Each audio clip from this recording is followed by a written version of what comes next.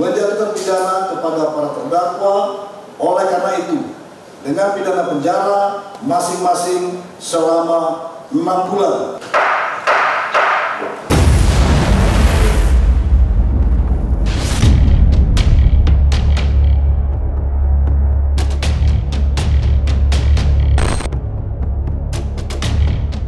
Kasus dugaan pengeroyokan yang menjerat Putra Siregar dan aktor Rico Valentino akhirnya memasuki babak baru.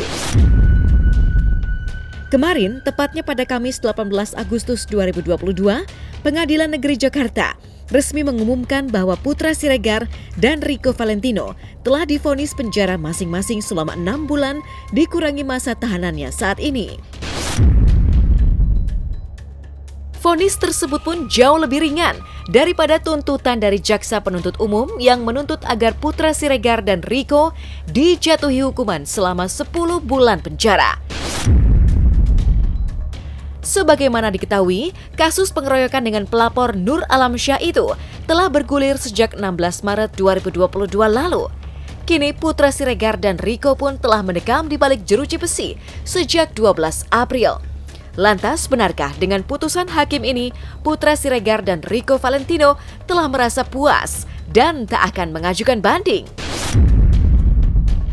Menyatakan terdakwa 1 Putra Siregar dan terdakwa 2 Rico Valentino terbukti secara sah dan meyakinkan bersalah melakukan tindak pidana dengan terang-terangan dan dengan tenaga bersama melakukan kekerasan terhadap orang. 2. Menjatuhkan pidana kepada para terdakwa. Oleh karena itu, dengan pidana penjara masing-masing selama 6 bulan. 3. Menetapkan masa penahanan yang telah dijalani oleh para terdakwa dikurangkan segenapnya dari pidana yang dijatuhkan. 4. Menetapkan para terdakwa tetap ditahan. 5. Memerintahkan barang bukti.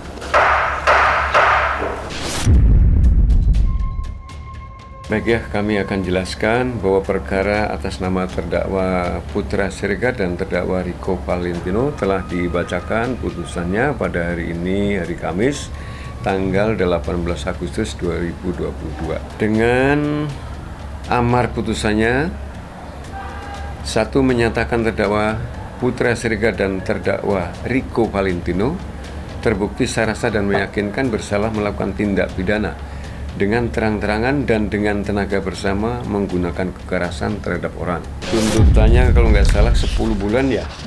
Tuntutannya 10 bulan yang diputus oleh hakim selama 6 bulan.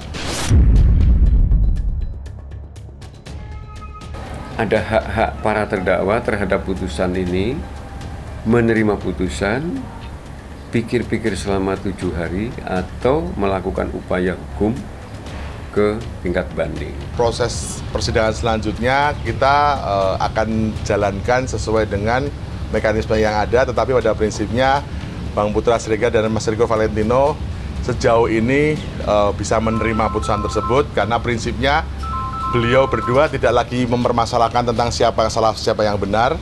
Beliau hanya ingin masalah ini tetap selesai, cepat selesai, dan dengan doa teman-teman bersama bisa melanjutkan lagi kehidupan sebagaimana mestinya secara normal.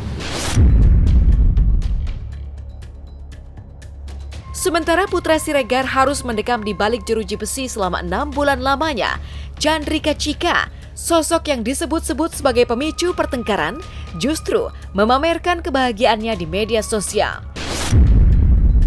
Sang seleb TikTok itu seolah tak menaruh sedikit pun simpati pada nasib buruk yang menimpa Putra Siregar karena membelanya. Padahal saat Putra Siregar meringkuk di balik jeruji besi, istri serta anak-anaknya di rumah tengah menantikan kembalinya sosok pemimpin keluarga.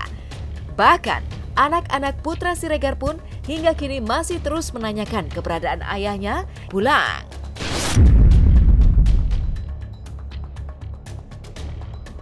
Melihat cobaan begitu berat yang tengah menimpa keluarga Putra Siregar, para sahabat pun berduyun-duyun memberikan dukungan.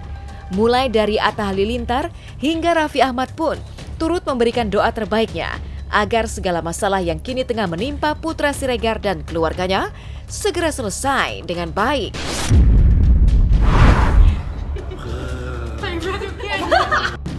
anak-anak itu lebih dekat sama ayahnya ya daripada sama bundanya.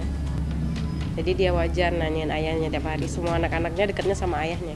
Saya sempat video-videoin. Pertama kan dia ayah mana. Nah jadi aku rekam aja karena buat nanti aku sampein ke Bang Putra. Ini sebenarnya anak-anak nyari ayah mana. Subuh nanti kalau bangun Asifa, ayah kok belum pulang gitu. Karena dia paling sering cari ayahnya. Harapannya ya gitu, kita pengen Bang Putra hadir kembali karena semenjak Bang Putra nggak ada itu sebenarnya banyak orang yang kehilangan gitu, banyak merindukan Bang Putra.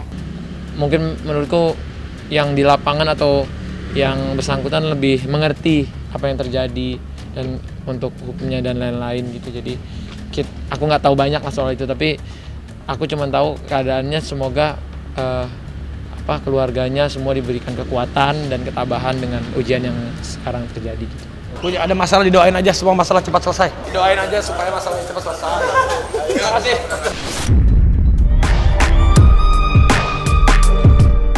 Dan di lain kisah, nama Natalie Holscher belakangan ini sering menjadi sorotan publik pasca resmi bercerai dari Sule. Mulai dari Natalie yang mendapatkan nyinyiran luar biasa setelah membahas uang nafkah yang diberikan Sule pada baby Azam.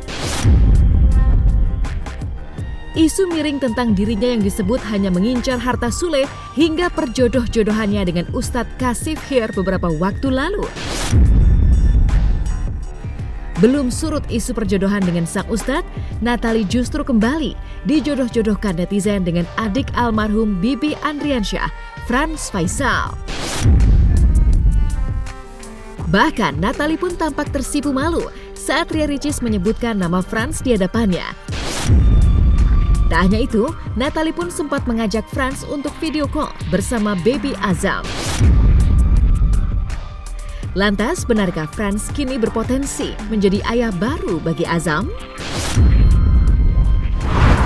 Aku dikasih ini sama kakak Natalie, ada namanya. Seneng banget, makasih ya Bunda. Iya Frans, masuk.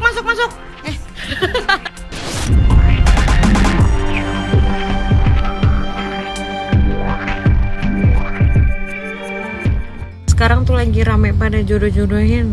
Kenapa sih? Nanti mau kerja, cari uang. Kerja, mau semangat lagi, pokoknya semangat lagi. Kayak aku tuh kayak lahir kembali lagi gitu. Kayak sebelum menikah kan emang kerja.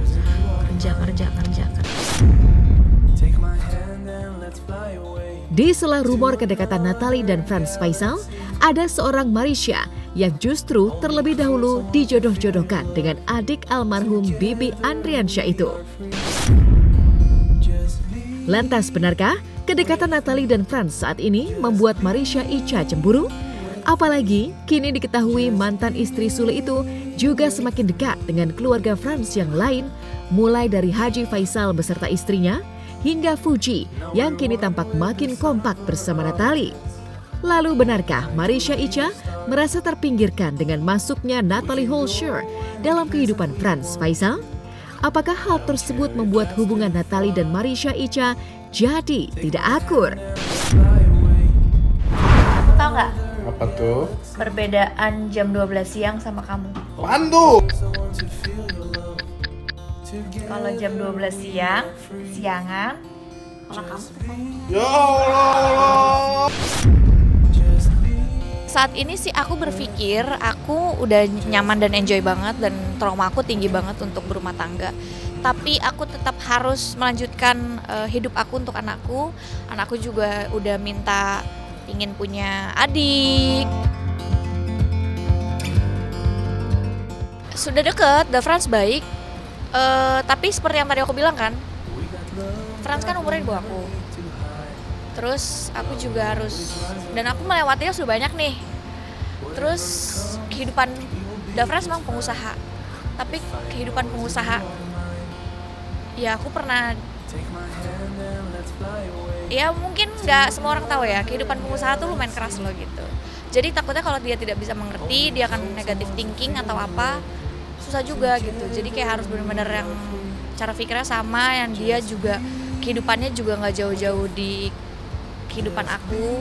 Jadi kayak ya udah, memang kehidupan pengusaha kayak gitu.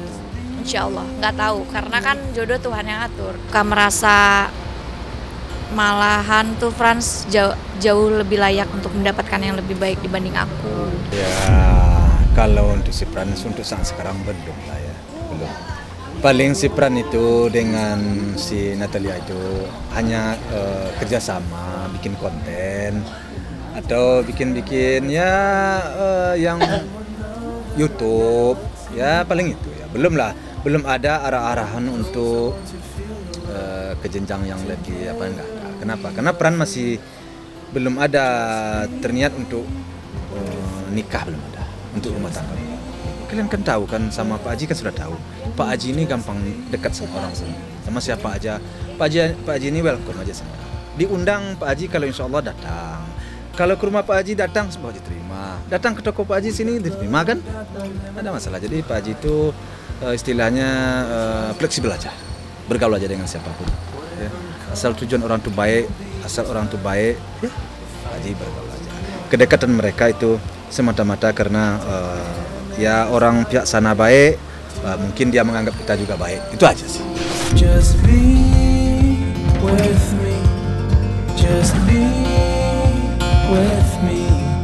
Just be with me.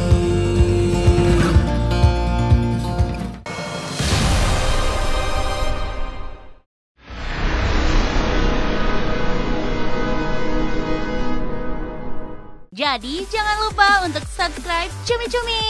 Ditekan ya tombol lonceng merahnya.